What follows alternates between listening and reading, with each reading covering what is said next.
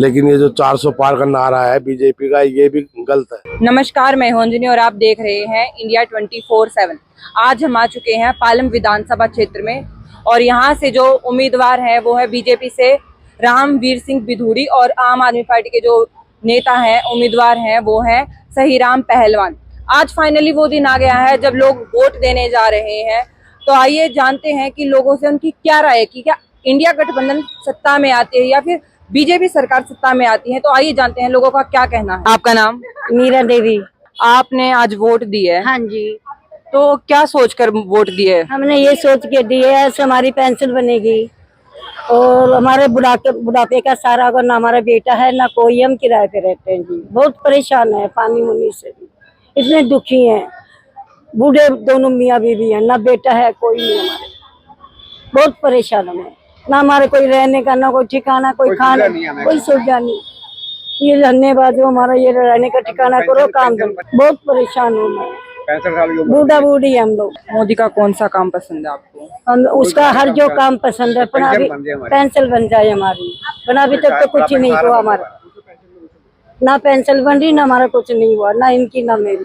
आंखों से वैसे अब तक मोदी जी के सरकार में 10 साल तक मतलब कुछ नहीं हुआ, तो फिर भी आपने दोबारा मोदी को फिर परेशान थे हम बहुत ज्यादा। दूसरा भी तो ऑप्शन था आपके पास, राहुल गांधी युवा नेता। ये मैडम गलती हो गई हमारी। नहीं, राहुल गांधी का नहीं, मैं क्या करेगी अब। लेकिन जो पेंशन तो ये जो मुख्यमंत्री है दिल्ली का केजरी, उसने बनानी है। केंद्र बनाती है, केंद्र बनाती है तो बननी चाहिए 65 साल की। मोदी जी ने अभी तक जो भी हमारी जीडीपी है, हमारे देश की जो ग्रोथ है, वो पहले से 10 साल के अंदर कम हो गई है। पहले 6.9% ग्रोथ थी देश की, अब 5.9% हो गई है। हमारे देश में कटौती हुई है। चलो ठीक है, हम चाहते हैं हमारा भी सुधार हो जाए, पेंशन बन जाए।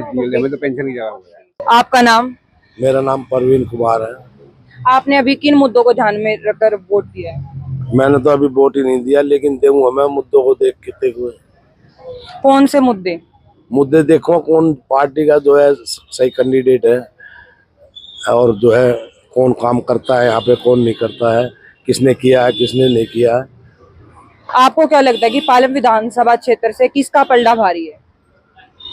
भाई पालम विधानसभा से तो जो है सही बात तो ये है कि आम आदमी पार्टी का ही लग रहा है मुझे तो। लेकिन ये जो 400 पार का नारा है बीजेपी का, ये भी गलत है। तो आपको क्या लगता है कि हमारा जो इलाका है पालम, यहाँ पे अभी तक मतलब कौन कौन सा काम है जो अभी जो पिछले सालों में सरकार ने किया है? बस सरकार ने तो जो है जो पानी का काम था वो तो जो है लगभग 80% हुआ है। लेकिन गर्मियों में तो हर जगह जो है पानी की मारामारी होती रहती है, समझे। लेकिन जो भावना गौड़ है उसने अच्छा काम किया है, पानी की जो है फैसिलिटीज की है। लेकिन जो है जो ये कैंडिडेट खड़े किए है मोदी ने, ये तो काम करते नहीं है। आपको क्या लगता है कि मोदी सरकार अगर सत्ता में आती है तो क्या वो अपनी गारंटियों पर खरी उतर पाएगी? नहीं उतरेगी तो आने वाले जो है विधानसभा के उसमें जो है जवाब दे देगी पब्लिक। वोटिंग उतनी नहीं हो रही है, वोटिंग काउंट ज्यादा बताई जा रही है और लोग उतने वोटर है नहीं। सुप्रीम कोर्ट बोल रही है, तो सुप्रीम कोर्ट बोल रहा है उसको बंद कर देना चाहिए। सुप्रीम कोर्ट ही तो बोल रहा है ना कि भाई हो रहा है तो उसको उससे बैलेट से डलवाओ। परसों आया है फैसला आके भाई ईवीएम में घोटाला होता है तो इस इलेक्शन को रद्द करके और उससे डलवाइए बैलेट से, जैसे पहले चलता था। एक पूरा पेपर लो और उसपे अपने निशान पे जो है राइट का निशान लगा और उसको मोड़ो।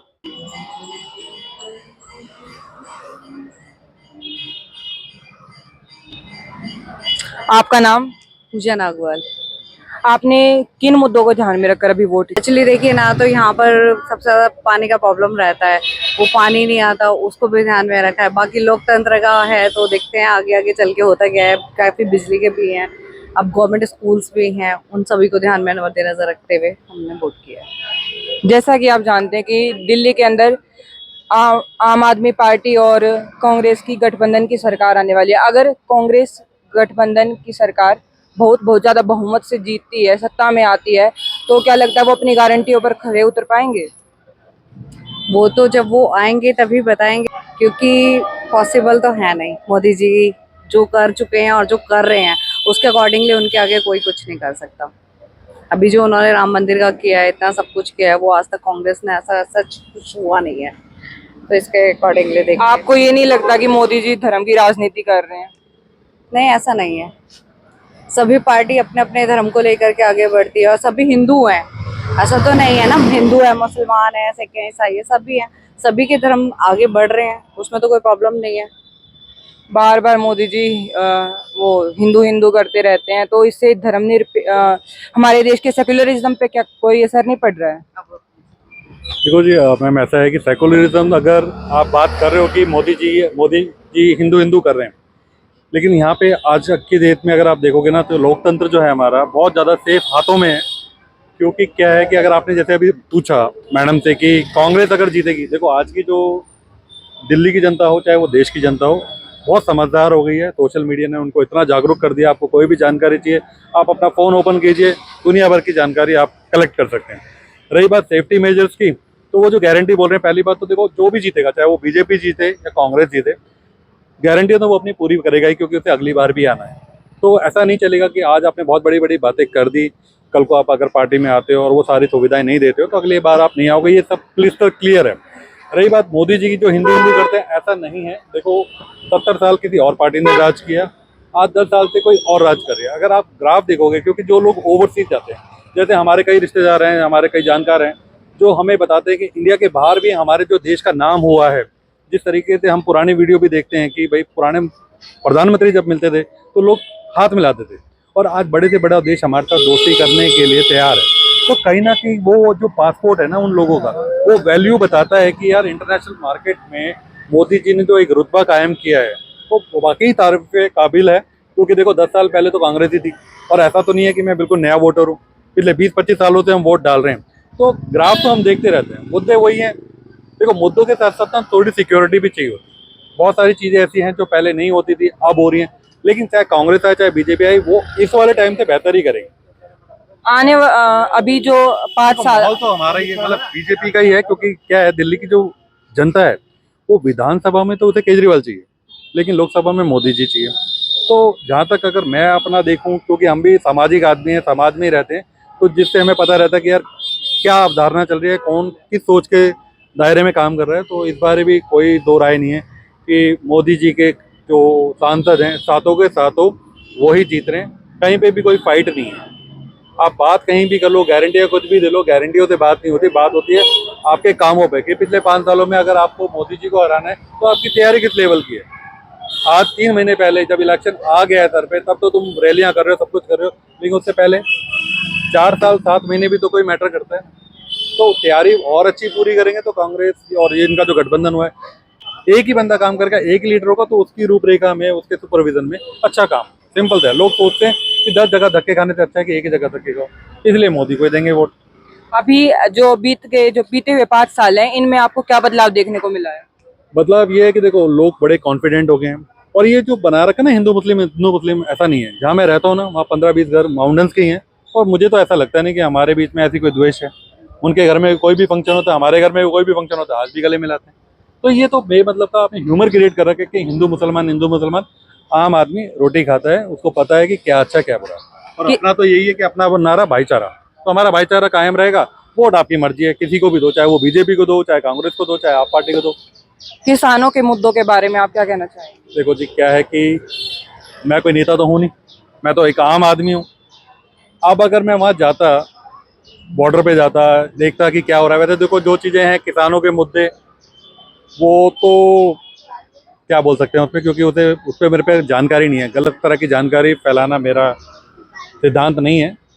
तो ये जो आज का पर्व है, लोगों को पर्व मनाने दीजिए, 5 साल में एक बार ही आता है। हम बहुत हर्षित हैं कि हाँ जी, हमें वोट देने का मौका मिला हुआ है, हम इस लायक हैं कि सरकार में हमारा भी कोई कंट्रीब्यूशन जा रहा है। क्योंकि ये समय मुद्दों पे बात करने का नहीं है, इसके लिए तो देखो आपके पास पूरे 5 साल हैं।